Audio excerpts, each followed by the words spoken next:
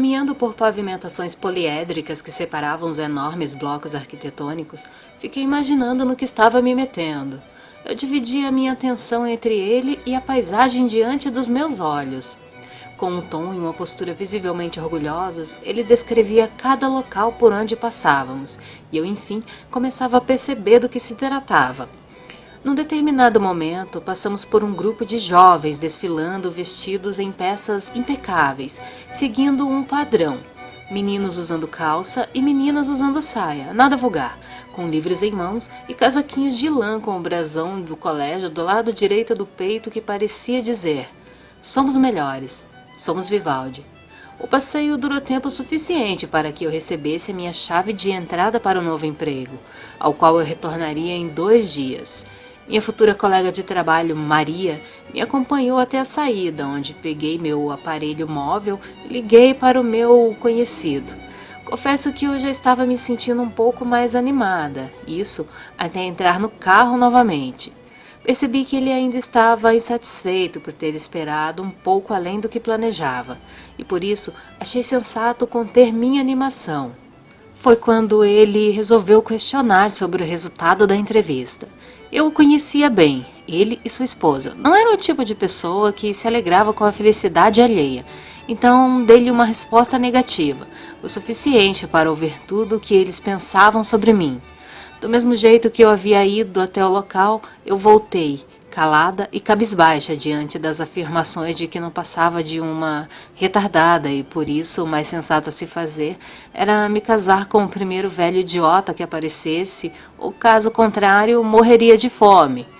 Cheguei em casa com os olhos lacrimejantes diante da preocupação de meus pais. Em seguida, eu os fiz jurar que não diriam nada a ninguém a respeito do meu novo emprego. Não que eu me envergonhasse da função que exerceria, mas eu não queria correr o risco de ser tratada daquele jeito novamente.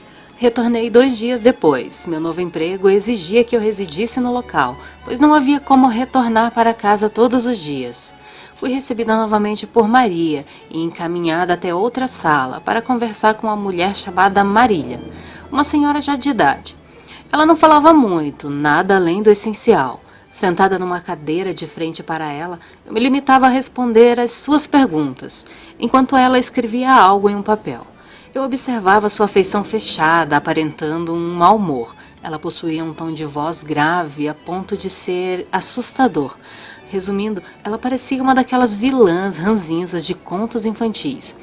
Depois que parou com as perguntas, ela me entregou algumas peças de roupas, meu novo uniforme, me orientou a usá-lo o tempo todo, assim como os alunos, exceto nos fins de turno, quando a instituição estaria com suas portas fechadas, ou fins de semana, quando não estaria no exercício do meu dever.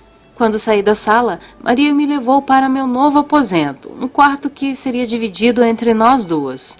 Eu confesso que dividir um quarto com uma estranha não era uma ideia que me deixava confortável, mas era algo com que eu deveria aprender a lidar. Desfiz a mochila e coloquei meu uniforme novo, idêntico ao que ela usava. Em seguida, deixamos o quarto com o objetivo de continuar conhecendo os demais cômodos da instituição, um passeio de integração, para que eu me familiarizasse com a rotina por ali. Conforme caminhávamos, ela me explicava como era fazer parte da instituição, quem eram os estudantes e como viviam. Não se tratava apenas de um colégio com educação privada em tempo integral, pois parte de seus alunos eram internos e moravam lá desde muito novos, levando uma rotina inimaginável para o resto do mundo. Oriundo de um grupo de escoteiros, Antônio Lúcio Vivaldi fora fundado com o intuito de ser um colégio interno exclusivo para meninos. Longe dos grandes centros urbanos e rodeado das melhores paisagens, a instituição promovia um estilo de vida saudável que permitia aos seus estudantes assimilar valores de respeito, disciplina, responsabilidade, integridade, amizade, paciência e fé, tudo com base nos princípios cristãos, além de assistência a matérias complementares e cursos técnicos. Com uma trajetória marcada pela tradição voltada a seu padrão acústico, a instituição conservava ao longo dos mais de 75 anos de história um coral composto por meninos de 8 a 13 anos e jovens com idades variadas.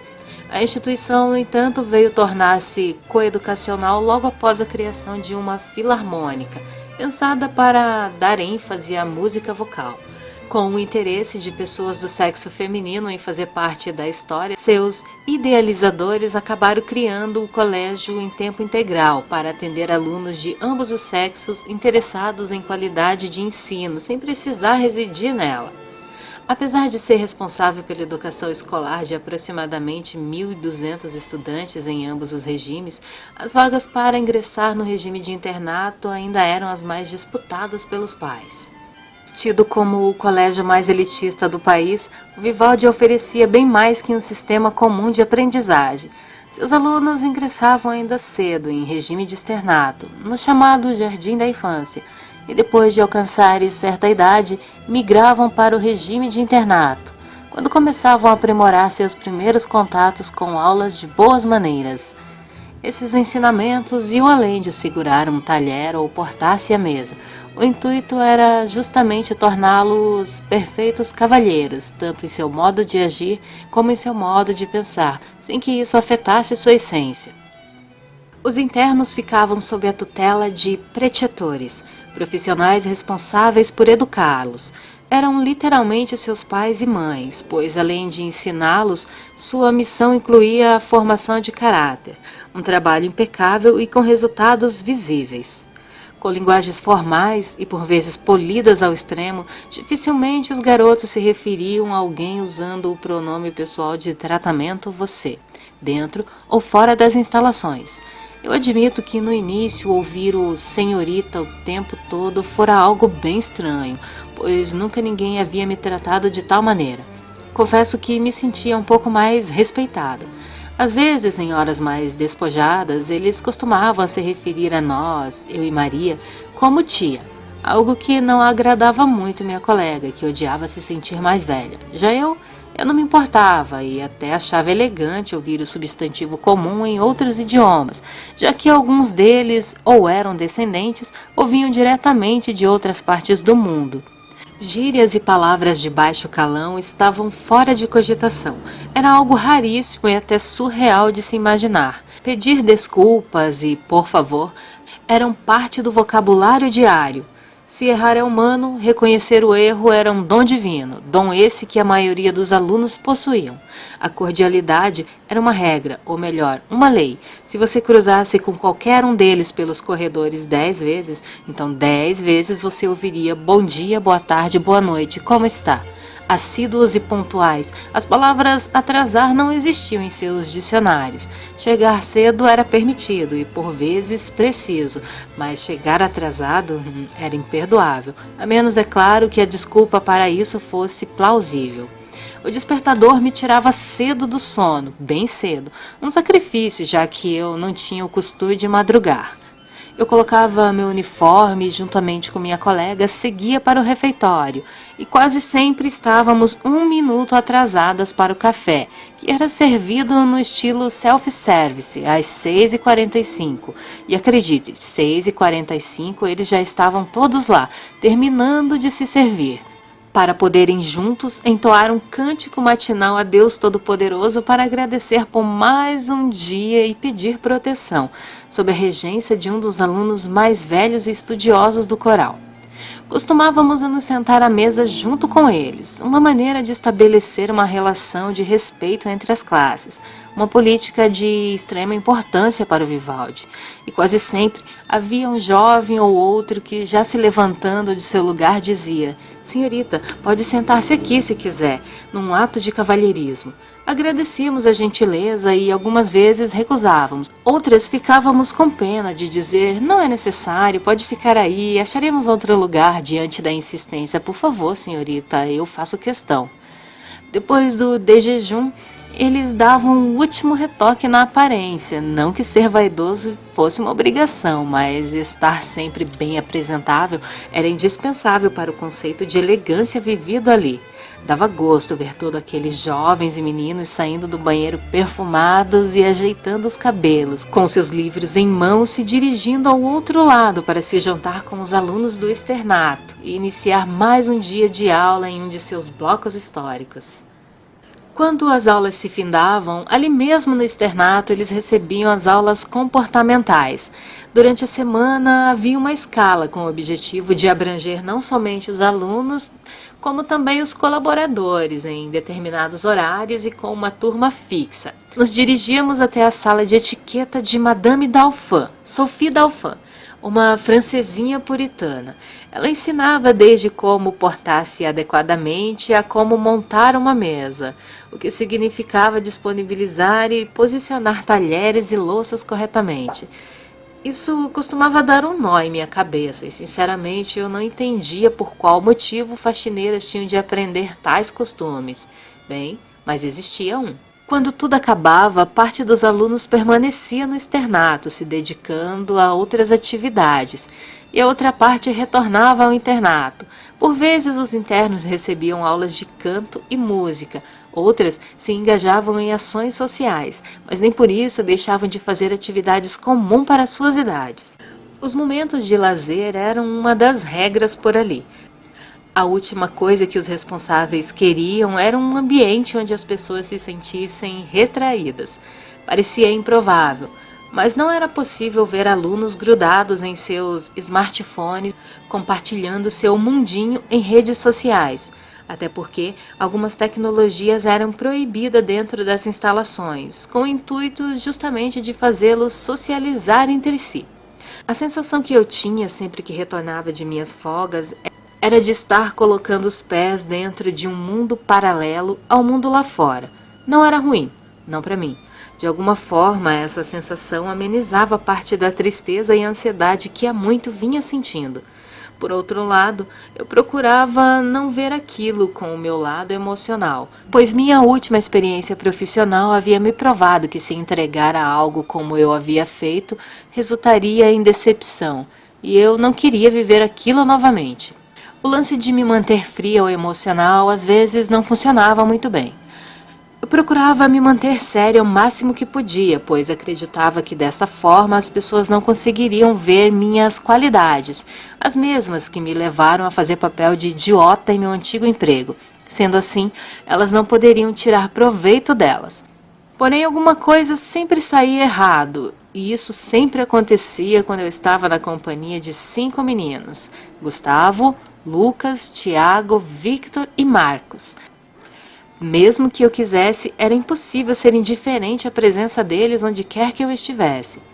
Acho que isso se devia ao fato deles terem sido os primeiros a puxarem uma conversa comigo em meus primeiros dias de trabalho.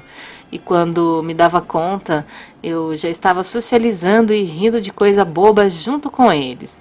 Ao contrário de minha colega, que por algum motivo sempre começava a discutir com os meninos. Assim do nada, por motivos banais. Acho que ela estava ficando estressada com a rotina de trabalho, só poderia ser isso. Sempre que precisava se ausentar, a senhorita Marília, que também era responsável pela educação de quase 20 garotinhos, deixava a Maria como sendo a funcionária mais experiente e responsável por cobri-la. Isso incluía monitorar os meninos.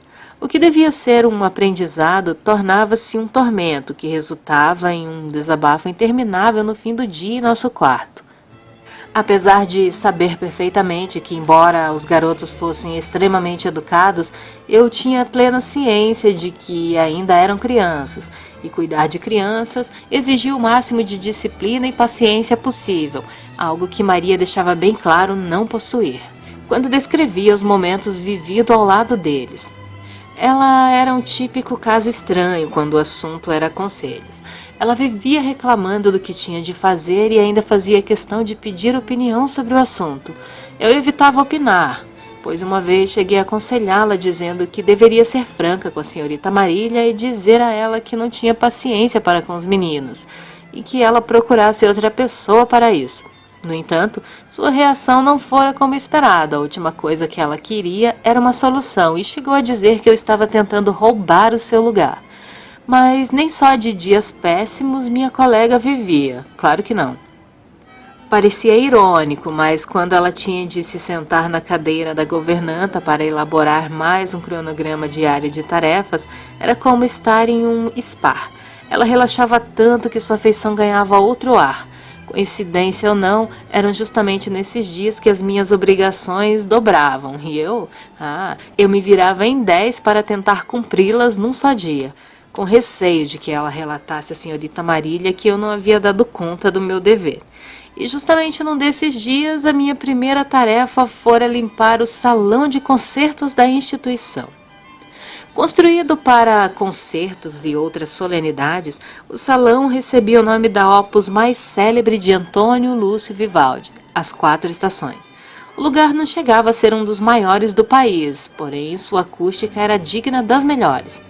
Sua decoração se baseava em seu nome, com pinturas legítimas feitas pelos próprios estudantes. Fundia Veneza, a terra natal do compositor, as belezas magníficas da terra onde estava situado. Frequentemente o salão era usado por diversos artistas, conjuntos e orquestras para gravações e apresentações. Por isso, o diretor da instituição, o senhor Geraldo Michelin, exigia que o lugar estivesse sempre impecável, o que fazia com que eu e minha colega estivéssemos sempre presentes lá, quase que diariamente. O salão ainda fazia divisa com um dos locais mais belos e encantadores do colégio, um jardim. Com direito a bancos, flores e um lago artificial espelhado, o lugar favorito de todos os frequentadores da instituição era aberto ao público 2 vezes por semana. O jardim era pensado para oferecer concertos ao ar livre, e não apenas isso. O local também era muito usado para reuniões particulares entre os proprietários e sócios da instituição. Em meio às plantas de formatos geométricos, verdadeiros banquetes eram montados para recepcioná-los, com direito à música ao vivo. Os responsáveis por entretê-lo eram os estudantes de música, geralmente aspirantes a uma vaga na filarmônica da instituição. Esses estudantes formavam a chamada orquestra de treinamento, que antes de debutarem para o mundo, passavam pelos ouvidos dos majoritários. Porém, para chegar até eles, esses alunos eram selecionados em audições internas. Uma seleção que se iniciava com um edital de inscrição, exigindo que cada aluno com o objetivo de ingressar nela tivesse pelo menos 1 ano e meio de dedicação total e foco na disciplina. E somente após terem seus históricos analisados por entendidos no assunto, eram convocados em edital a participarem de audições com os 3 examinadores mais exigentes da instituição. Os senhores André Camargo, professor e diretor de música, senhor Juan Fauró, vice-diretor, condutor de música e professor, e o diretor-geral da instituição, o senhor Os alunos participantes costumavam descrever essas audições como um massacre. Um termo que eu ouvia constantemente pelos corredores, mas, sinceramente, eu não entendia o porquê daquilo. Talvez isso se devesse ao fato de nunca ter tido a oportunidade de presenciar uma, porém foi algo que não levou muito tempo para acontecer.